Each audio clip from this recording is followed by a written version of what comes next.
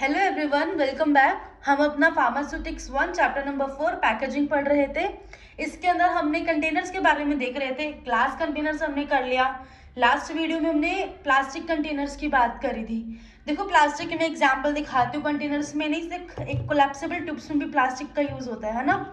तो plastic containers के बारे में देख लिया था। आज हम देखेंगे मेटल्स के बारे में। तो जो मेटल के मतलब यूज होता है किस चीज को बनाने में, कंटेनर्स को बनाने में। मेटल के कंटेनर्स हमने देखे ही हुए हैं।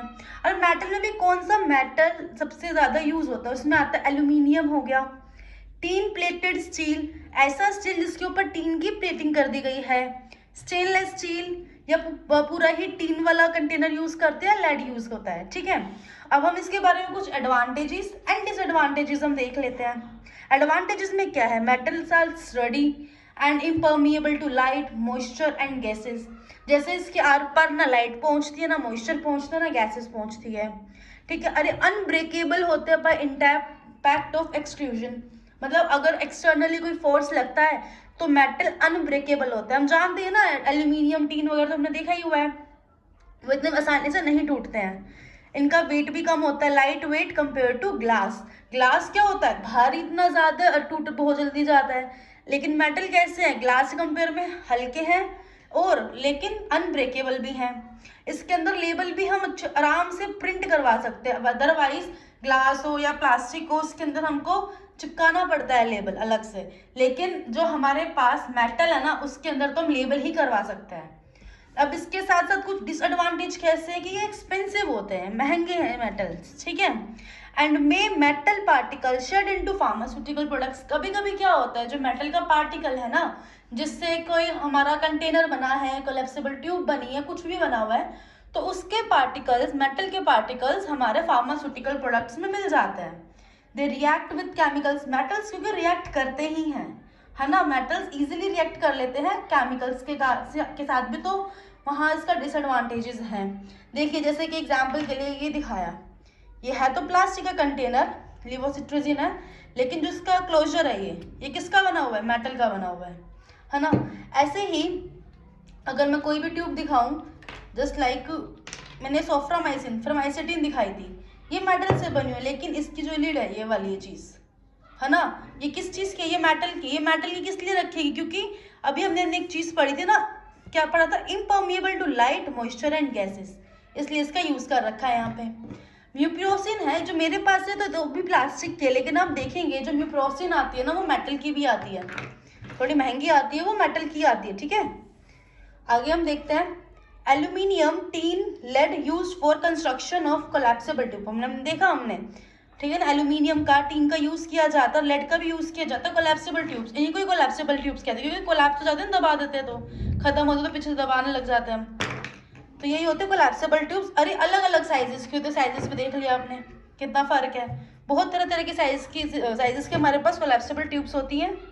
Tin made collapsible tube more preferred because compatible with wide range of products, वो क्वाइट कॉस्टली।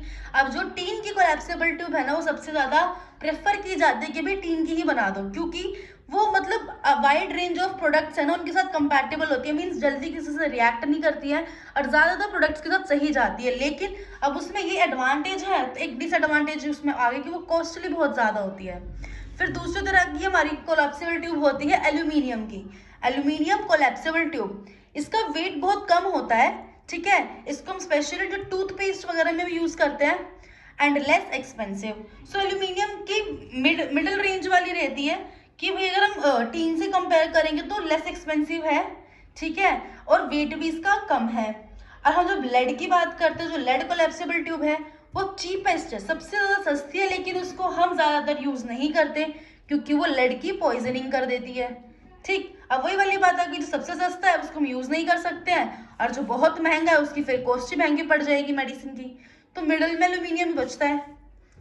फिर नेक्स्ट आता है, जो हमारे पास कोलैप्सिबल ट्यूब्स होती है ना, अंदर से उनके ऊपर ना लाइनिंग होती है, वैक्स की लाइनिंग्स होती है। वो किसके लिए की जाती है, ऐसी अगर मान लो प्रोडक्ट है हमारे पास, वो वाटर बेस्ड प्रोडक्ट है, कुछ ऐसा प्रोडक्ट हमारा रखा हुआ है, कोई ऐसा ऑइंटमेंट हमारे पास है, उसके अंदर वाटर है, कुछ भी अमाउंट में, बहुत मिनिमम अमाउंट में हो, लेकिन वाटर है, तो उसके लिए और हमने उसको टिन की ट्यूब्स में रखा हुआ है, वाटर बेस्ड प्रोडक्ट्स को हमने टीन ट्यूब्स में रखा हुआ, तो उसके लिए हमको ना वैक्स की लाइनिंग करनी बहुत जरूरी हो जाती है। ऐसे ही वैक्स की तरह होता है एक इपॉक्साइड, ठीक है। इपॉक्साइड की भी लाइनिंग होती है किसके अंदर, एल्यूमिनियम के ट्यूब में। तो आपको ये याद रखना है, टीन के ट्यूब्स के अंदर वैक्स की लाइनिंग होती है, ठीक है। एल्यूमिनियम के ट्यूब्स के अंदर इपॉक्साइड की होती है। तो ये इपॉक्साइड करता क्या है, बेटर प्रोटेक्शन प्रोवाइड करता है प्रोडक्ट्स को, ठीक। Metal container use for bulk packaging, जो मेटल के कंटेनर्स होते हैं बल्क पैकेजिंग में भी बहुत ज़्यादा यूज आता है इनका। पैकेजिंग किस किस की, टैबलेट्स की, कैप्सूल्स की, पाउडर्स की। मेटल फॉइल, जो फॉइल पेपर टाइप वाली मेटल फॉइल होती है ना, मेटल फॉइल में यूज फॉर रैपिंग अपहोस्ट्रीज और पैसरीज, रैपिंग के पर्पज से भी हम इनका यूज कर लेते हैं। Next is paper and board, ये लास्ट है हमारा कंटेनर। आपको पता, आपने देखा होगा कार्टन्स देखे ना, बड़े बड़े कार्टन आते हैं। फॉर एग्जाम्पल अगर हम आपने कोई लाइक ऐसे ऐसे ऑइंटमेंट हो जाते हैं या फिर क्रीम्स वगैरह होती है, ठीक है। आपने इनके डब्बे देखे कैसे आते हैं, इसको एक डब्बा होता है ना, उसका पेपर बोर्ड का बना रहता है, कागज का डब्बा होता है, गत्ते का हम जो बोलते हैं इजी लैंग्वेज में, है ना। जो गत्ते का डब्बे वगैरह होते हैं, वो भी तो एक तरह का पैकिंग ही होता है, ठीक है। जैसे कि अब सपोज करो, ये अभी तो मेरे पास डब्बा है नहीं, हमारे पास फ्रमाइसिटीन होती है, एक बॉक्स में आती है ये, ठीक है, एक बॉक्स में आती है। अब जो फ्रमाइसिटीन का बॉक्स है ना, ये थोड़ा पतला गत्ता टाइप होता है इसका, ठीक। अब ऐसे ऐसे मान लो 12 से 50 फ्रमाइसिटीन का एक बॉक्स बनता है, वो भी पतले गत्ते का होता है। अब ऐसे ऐसे 6 से 10 पीसेस एक बड़े कार्टन में रखे होते हैं, जो मोटे गत्ते वाला, तो ब्राउन कलर का होता है। तो बेसिकली ये सारे पेपर के चाहे बने हो, बोर्ड के बने हो, ठीक है, जितने भी कंटेनर्स है ना, ये एक तरह से पैकिंग में ही काम आ रहे हैं, तो वो हमारा पेपर एंड बोर्ड में आता है, ठीक है। Use for packing of pharmaceutical products, use for preparing of outer container, लिखा गया ना, outer container such as carton, boxes, envelope and drums, कुछ भी हो सकता है इनमें से। तो बेसिकली आउटर कंटेनर रहता है, ये याद जरूर रखना है, ठीक है। क्योंकि अब ये ऐसे तो रखा नहीं जा सकता, अगर आपको ध्यान हो, अगर आपने किसी ने कभी हॉस्पिटल में देखा है, वो इवन गवर्नमेंट हॉस्पिटल में, तो जैसे लेवोसिट्राजिन से सिरप्स होते हैं, एक ना ऐसे बोर्ड सा होता है, उसके ऊपर 12-25 ऐसे कुछ रखे रहते हैं। अब ऐसे ऐसे बोर्ड्स के ऊपर क्या होता है, एक प्लास्टिक की पैकिंग होती है, एक बड़े कार्टन के अंदर 4 डब्बे या 10 डब्बे ऐसे ऐसे रखे रहते हैं। तो वो क्या होता है, लाइक हर इसको रखने के लिए भी एक तरह का बॉक्स चाहिए, उस बॉक्स को रखने के लिए भी एक बड़ा बॉक्स चाहिए। तो वही हमारा पेपर एंड बोर्ड का रहता है, आउटर कंटेनर्स रहते हैं ये, ठीक है ना। These give additional mechanical strength, अब मैकेनिकल स्ट्रेंथ देते हैं। अब सपोज करो आपने ऐसी कोई भी दवाई रख दी, जैसे कि यही है लेवोसिट्राजिन है, एक बड़े उसके अंदर, बड़े क्या कहें हम, कार्टन के अंदर लेवोसिट्राजिन ऐसी फैला के रख दी ना, तो इनको गिनना आसान है ना, कितनी है कितनी नहीं है। और अगर कोई भी एक लीक करके पूरी गंदी गंदी से सब कुछ हो जाएगी, किसी का लेबल उतर जाएगा, किसी का कुछ हो जाएगा, तो ना लेबल कैसा लगा हुआ है, इस पे चिपका रखा है, वो लेबल भी खराब हो जाएगा। तो अब इसको ही सही करने के लिए, जैसे मैंने बताया कि एक उसमें एक बॉक्स बना देंगे, सपोज करो एक बॉक्स में 20 है, ऐसे तो तुम्हारे पास 5 बॉक्स है, तो नॉर्मली गिनना कितना आसान है कि भाई टोटली 100 मेडिसिन है, 100 शीशियाँ हैं इसकी। तो एक मैकेनिकल स्ट्रेंथ भी देता है और ईज भी देता है हमको, ठीक है।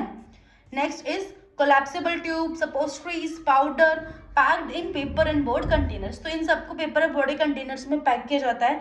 असल में तो हर दवाई को ही पेपर एंड बोर्ड की आउटर कवरिंग दी जाती है, अदरवाइज लेके कैसे जाएंगे, एक जगह से दूसरी जगह लेके नहीं जा सकते ना हम। तो पेपर एंड बोर्ड तो इंपॉर्टेंट है, किसी ना किसी तरीके से इसका यूज होता ही होता है पैकिंग में। सो हमारा यहाँ पे कंटेनर्स का खत्म हो गया है कि किस किस चीज से बनता है, ग्लास से बनता है, प्लास्टिक से बनता है, और हमने यहाँ पे मेटल पढ़ा, आज पेपर एंड बोर्ड पढ़ा। सो नेक्स्ट क्लास में हम स्टार्ट करेंगे अपना क्लोजर्स। क्लोजर्स देखो, ये होता है क्लोजर, ढक्कन होता है जो, ठीक है। तो इसके बारे में हम पढ़ेंगे क्लोजर होता क्या है, ये किन किन चीज़ों से बनता है, पूरी इन्फॉर्मेशन रहेंगे इसके बारे में। इसके बाद एरोसोल्स के बारे में भी हम पढ़ेंगे ही। सो तब तक के लिए bye bye, kindly like share and subscribe, bye.